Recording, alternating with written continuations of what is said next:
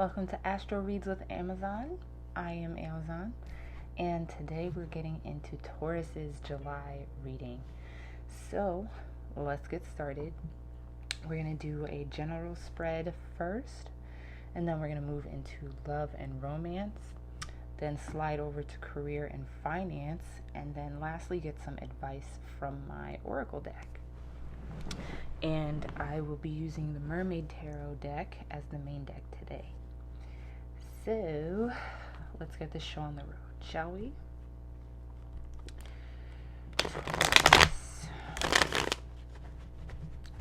What's going on for Taurus's Sun, Moon, Rising, and Venus in this month of July?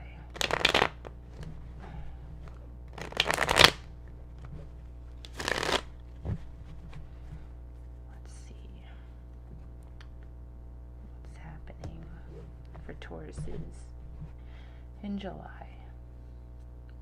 Nice little general spread.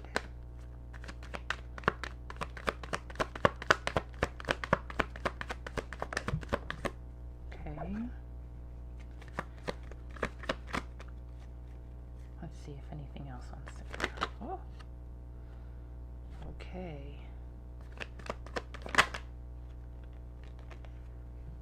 Very interesting. So I'm definitely feeling a little pressure on my head right now. The first card that came out for you all was the moon. We are in Cancer season, so the moon has been popping up in a lot of readings, but also because of Cancer season, a lot of emotions and illumination and tapping into our intuition is happening too. And I think that's why I'm feeling this pressure on my head right now.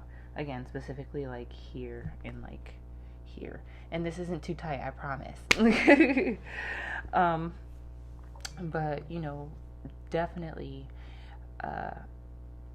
feeling things, right? I believe Taurus is exalted in the moon as well, because Taurus is ruled by Venus as well, so lots of that receptive feminine energy at play there too. You know, you are just going with what you feel. You know, you are, like I said, tapping into those feelings a little bit more, sitting with yourself a little bit more, taking the time to do a little bit more soul searching here and figuring out, you know, more about yourself for real. Also, like I said, just learning to trust your intuition and let that be a guide for you throughout certain situations. But, you know, I do feel like you're at a turning point with yourself, Taurus, with the Eight of Swords here. You know, when the Eight of Swords is upright, this is a feeling of stagnancy, being trapped or restricted by your circumstances. And if you look at the card here, you can see that there is nothing really holding back this mermaid. The swords are open. You know, she has a sword in her mouth as well, and the blindfolds, you know, not being able to see where you can maneuver is really what the Eight of Swords, when it comes up upright, is representative of, especially when you do have these feelings coming up and your feelings are showing where, you know, there's still some pain, where there's still some insecurity or scarcity or whatever the case may be. And so now you're feeling stuck by all of these feelings. Now, on the other hand, Eight of Swords in reverse, you know, that is the energy of when you recognize, like, okay, yes, I do feel this way, but that is not all that is here, my feelings, right? Don't get stuck in a kind of tunnel vision of emotion where you can't see anything but that, because that's where you get that kind of stagnant, stuck feeling. So when you allow yourself to, yes, feel your feelings, but know that they are also not the reality of the situation, and that you can move through them and, you know, shift what's happening around you in that way, then it becomes easier to let your intuition guide you. It becomes easier to trust what you're feeling, and it becomes easier to make decisions. All right, but then we have the Seven of Swords here. So I do feel like, again, maybe there's something here that isn't being fully expressed, or something here that is not being like fully presented as all that it is, right? The Seven of Swords is usually an energy of strategy. Sometimes it can be deceitful. Sometimes it's finding loopholes or bending rules to kind of fit what you need to happen. So be aware of that. Be aware of any feelings that you have about this. Be aware of that and listen to your intuition in regards to that. If you feel like there's someone around you in your circle, at work, at home, in your friends, that isn't who they say they are, or isn't doing what they say they would do, that will probably be revealed to you as you continue to listen to your intuition and be mindful of these things. You also may be not being fully transparent, maybe with yourself or with the people in your life, about what you're feeling, about what you're doing. You rule the throat, Taurus, but a lot of the times you are very tight-lipped about your needs and or how others are making you feel, or what you're feeling on the inside. So make sure that you're not giving someone a false idea of their position in your life, of the dynamic of your relationship with them, how you feel about them in general. Just be as transparent and honest as you can be about that with yourself and with anybody else in your life. Okay? Because at the bottom of the deck we have the Ten of Pentacles. So, you're thinking about your legacy, you're thinking about your family, you're thinking about your stability and your security, what you are doing for yourself and your family in the long run. So make sure that, again, you are being as transparent and as honest as you need to be about these things, about what you require for those things, and where you'd like to see yourself, and etc., etc. All right. So next we're going to go into love and romance. We're going to start with single and dating Tauruses.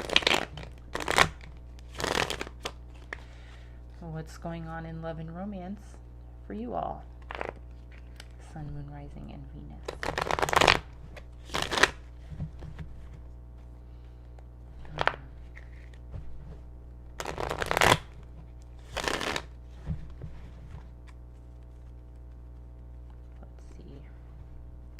What is happening in love for single and dating Tauruses in July? Let's see.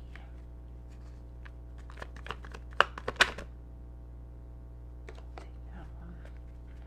And what do single and dating Tauruses need to be aware of in regards to dating and in regards to love and romance? I'm sorry. Ooh, okay. Let's see here. Okay. So, we have the Two of Cups here.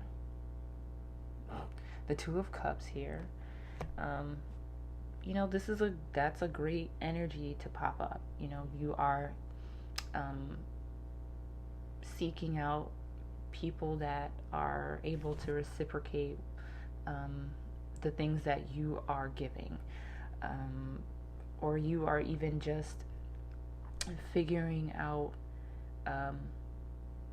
what that means for you, and embodying that for yourself, so then you can attract that to you as well, right? I will say though that the King of Cups in reverse here makes me feel like make sure to be aware of those who are being a bit more selfish with their time and energy in regards to you. You know, make sure you're not engaging with folks that will take advantage of what you give and what you show. Make sure that you are also not seeking out others from a place of loneliness or insecurity or boredom, or playing with people's emotions in that way, right? So make sure that you don't allow anyone to play with your emotions, and make sure that you are not playing with other people's emotions as well. Regardless if you are casually dating or seriously dating, you know, moving into exclusivity, always want to be honest. You always want to, like I said, make sure you're not coming or acting from a place of insecurity and doubt in that way, and being honest about what you're feeling, sharing those feelings, and also not taking maybe whatever feelings are underlying, don't take those out on the people that you are trying to connect with, or make them responsible for dealing with some unresolved issues or some trauma that you still need to work through, and vice versa. Don't make yourself responsible for dealing with someone else's trauma that way either. Okay? And have patience, right? We have the Hanged Man here. So you may have Pisces placements, or you might be dealing with a Pisces, but remember to always have patience when it comes to these things, when it comes to just connecting with people in a more romantic way, or even, just when it comes to showing who you are, parts of yourself, and learning somebody else. It's a process. It takes time. So, you already know that you don't like to be rushed through anything. So make sure you're not rushing anybody through anything either. And surrender control. That's also what the Hanged Man is here to say. Surrender control over every aspect and allow things to flow, right? That's also where the King of Cups in reverse comes in, where you're not allowing things to flow because you're coming from a place of insecurity and you want to keep your hands on every part of everything so it goes the way that you see it, and sometimes that just doesn't happen. So release control if you feel yourself in that space where you're afraid of this, or doubtful of this, or unsure of this, and you're still trying to make moves. Like, take a second and be like, all right, here's what's happening within me. Say that to yourself, figure that out, communicate that to whomever you're connecting, and allow it to unfold that way. Okay? Yeah, because we have the Hermit underneath as the overall energy. So, Virgo, Gemini, Mercury energy, you might have those placements. Whomever you're dealing with may have those placements. Come to self whenever you find yourself confused or doubting things, or insecure or unsure. Just come back to yourself. Take that time to sit. Take that time to evaluate, and then make your move. There's nothing wrong with doing that. Okay? So, for my committed Tauruses now, in polyamorous or monogamous relationships, what's going on in love and romance for you?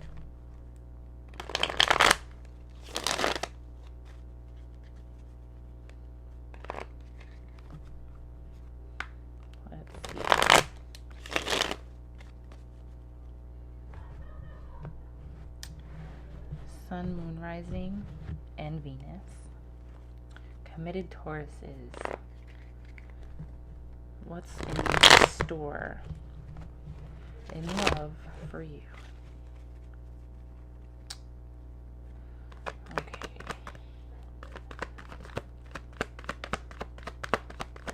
Ooh. Okay, I like that. And what do you need to be aware of in regards to love and romance?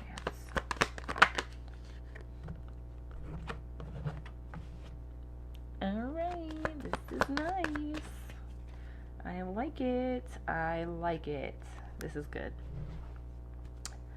Alright, so the first card that flew out was the Wheel of Fortune. So you may have Sagittarius placements. You might be dealing with Sagittarius. You know, one of your partners may be a Sagittarius. Also Pisces. Jupiter rules Pisces as well. So feeling that kind of like mutable, lovey energy there. The wheel is turning for you in love, in your relationships and romance, all of that. You know, you're just feeling expansive. You're feeling the love, right? You're feeling the love, and it feels good. It's been filling you up. You've been able to fill up your partners, and it's been just lovely. You know, you're embracing the everything about it. You're embracing the love. You're moving the wheel at your pace. You and your partner are doing great. But I will say, too, that, you know, Taurus, being that you are a fixed sign, you can get comfortable in doing certain things or in a certain dynamic. And, you know, sometimes that means that there's room for growth. You know, when you get too comfortable somewhere, that's when things start to maybe get disruptive. So before you get to that point, remember to be open to new things, right? With the Knight of Cups, be open to new ways of showing your affection. Be open to new ways of expressing yourself. Be open to new ways of being there for your partner or partners as well. And also allow them to bring some newness to you. You know what I mean? And challenge yourself to, like I said, get into different things, experiment a little bit more, right? That's what I feel with the Knight of Cups. You might, if you're in a polyamorous relationship, somebody also may be coming to you because they're interested and they're also poly, and, you know, they want to see what's up with you and your partners. So definitely be open and aware of that, you know, because especially if you're in a poly relationship, that's a bunch of different energies, and you have to learn how to show up for people in certain ways, and sometimes it may not be a way that you are used to doing things, and if this is someone that you really want to be with or you're really open to, you have to challenge yourself sometimes to do something differently. Okay? Yeah, because at the bottom of the deck we have the Five of Wands in reverse, which is good. So, you know, it's just like not being on the defense, not like being confrontational for no reason, you know, not being stubborn also. So that's really good too. And just remembering that when you do that, now with the Page of Wands with the Page of Wands upright right after that, you know, that brings in new, like I said, new ways to express yourself, new ways and new opportunities, not opportunities, but new, it's like your motivation, your intentions become new too, and you are more driven to do different things. You're more driven to express yourself. You're more driven to even be more romantic or explore more sexually as well. So don't be afraid to open up and switch it up sometimes, because it's necessary and you never know what you might like. Alrighty. And so Then we're gonna move. Then we're gonna move into career and finance.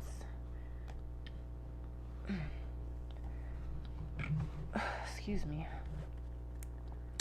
Career and finance for Taurus. Sun, Moon, Rising, and Venus. What is going on in their career and finances? Let's see.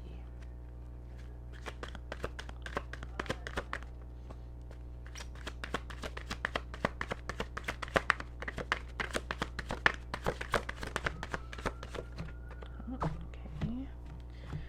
And how can you have a better relationship with your career and finances? Taurus, Sun, Moon, Rising, and Venus.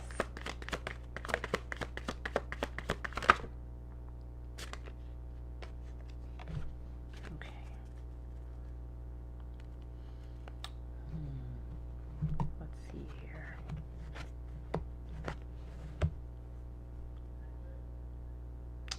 Okay. So first we have the Knight of Cups in reverse here.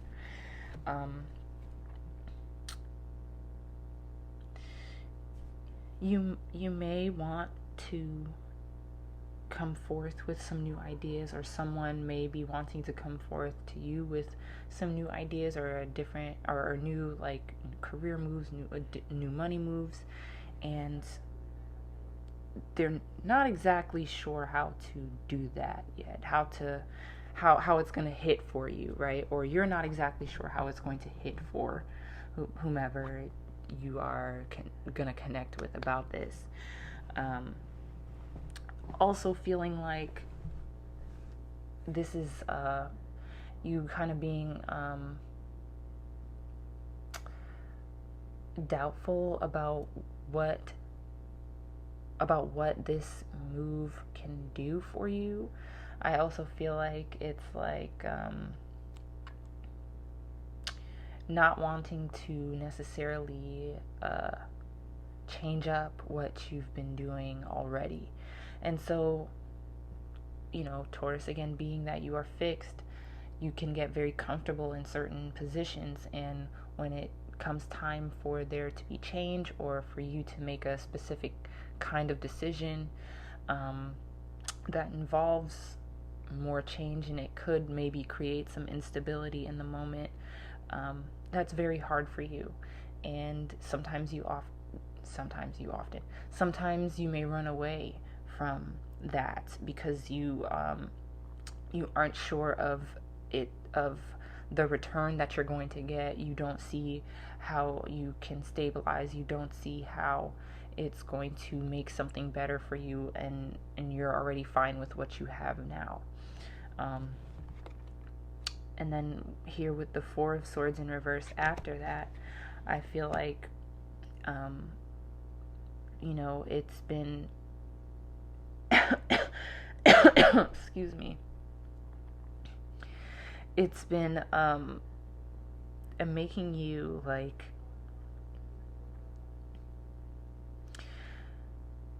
it's been causing disruption for you in certain ways, to where like it's harder to be still and sit with what it is that you're doing. It's harder to even just,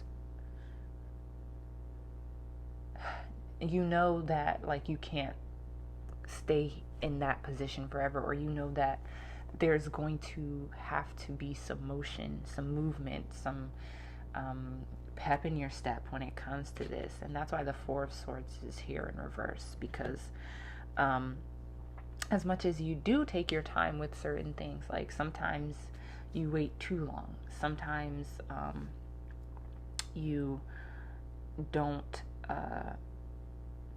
make certain decisions because, like I said, you can't see where it's going to really do well for you, where it's going to make things better, where it's going to put you in a better place materially, financially.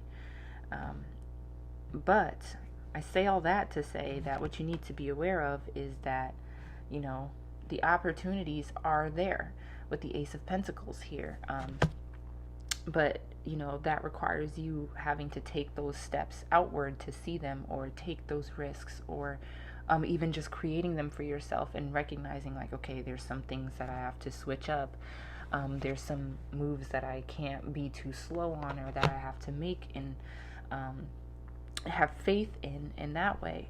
And so the Ace of Pentacles is here to tell you, like, there's always opportunity. Certain opportunities begin to reveal themselves when you start doing certain things or stop doing certain things, right? So it's up to you to sit with yourself and understand what that means, and how you can look to elevate yourself and let go of maybe even the fear of what may or may not happen, the fear of instability, all of those things, because opportunities will present themselves. Okay? Because if you're moving in that kind of energy where it's like, well, I don't see how this can benefit me, so I'm not doing anything. With the Star in reverse here, that as the overall energy for the spread, the Star in reverse is kind of like feeling like you're missing opportunities, not being able to see where you can water yourself, right? Or overextending and doing all of this outwardly and nothing's coming to you, or being stingy about something, being too complacent about something, not being willing to change, right? This is Aquarius's card here. So even though Aquarius is a fixed sign like you, Aquarius can very much like detach quickly, move, change, be open to different ideas, ideologies, different ways of being and doing things, sometimes just for the sake of it, and they're still going to do their own thing like they've always been doing. But it's about being receptive in the first place, and seeing that when you open yourself up a little bit more to these possibilities, that then you are able to also extend those possibilities at the same time. So think about those things in regards to your career and in regards to your finances as you're moving forward through this month, as certain things arise and you're recognizing where you want to be. Okay? Let's see. Lastly, we're going to get some advice from my Oracle deck. Any last messages or advice for Taurus, Sun, Moon, Rising, and Venus?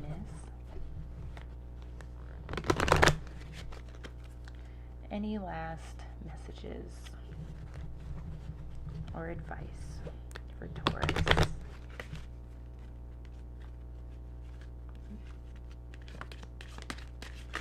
Oh.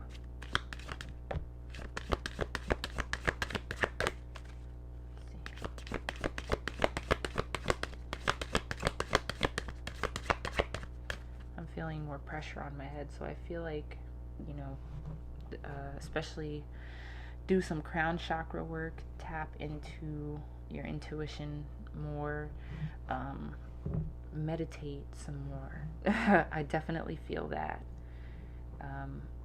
Journal, get some of the thoughts out of your head, okay? And creativity. Their creativity is such an amazing thing, right? It's such an avenue for so many types of healing and expression. The totem here is fire, the crystal is Bixbite, and the number is 7, right? So finding that place where you understand how the abstract and how the concrete are interdependent, and how in order to see what you want to see happen in a physical manifestation, it has to start with the metaphysical and what you're thinking and your habits and your ideologies, things like that, what you put your energy into, your creativity, right? So the more you tap into your creativity, the more you tap into your intuition and tap into your emotions, and you're able to sit with yourself and feel and explore and recognize where you need more healing, recognize what you need to release, what you need to embrace, and be able to make more moves for yourself that aren't rooted in fear or insecurity or not wanting, or complacency, right? Not wanting to disrupt your comfortability, right? But sometimes you just have to do that, especially when you want to grow in specific ways. So remember to keep that in mind, Taurus, and that your creativity will always help you, right? You are ruled by Venus, which is the planet of love, beauty, art, aesthetics, creativity, the things that we love to do, what fills us up with joy. So lean into that and allow that to help set you free, and allow that to help you elevate and create more stability for yourself in new ways. All right. So I hope that resonated. Thank you for tuning in. Like and share with the homies. Subscribe, of course. If you would like to book a reading with me, I am open for readings. And if you would like to tip, I will leave all of that information in the description box. I hope these messages find you well, and I will catch you all next month.